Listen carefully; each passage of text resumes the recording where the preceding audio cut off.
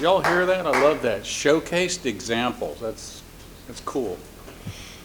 You ready? Y'all ready? Evaluator number 4 today is Toastmaster Kelly Vedi. She's going to be evaluating speaker number 4, Chris Eklund. Please welcome Kelly.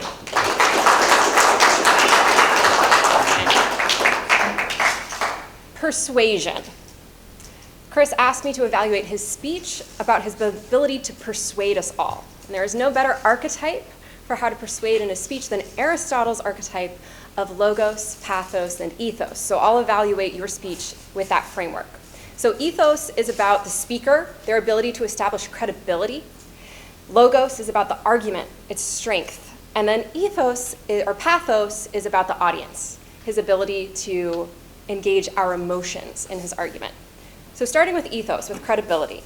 So are you an ethical and credible person to speak about this topic?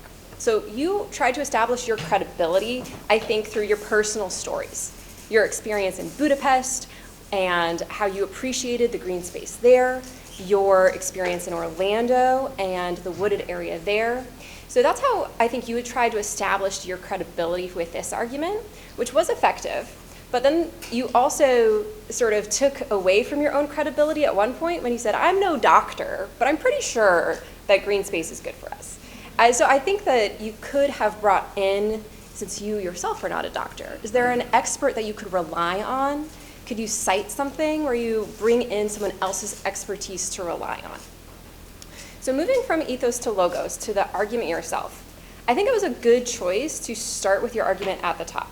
I'm going to present you with a simple idea: single-family home, single-family yard, multi-family home, multi-family green space. But I'm not sure that you really filled out that argument throughout your speech and really sort of leaned into what kind of argument were you making. Is this about what's sort of good for people? Is this a fairness argument about what people should have access to?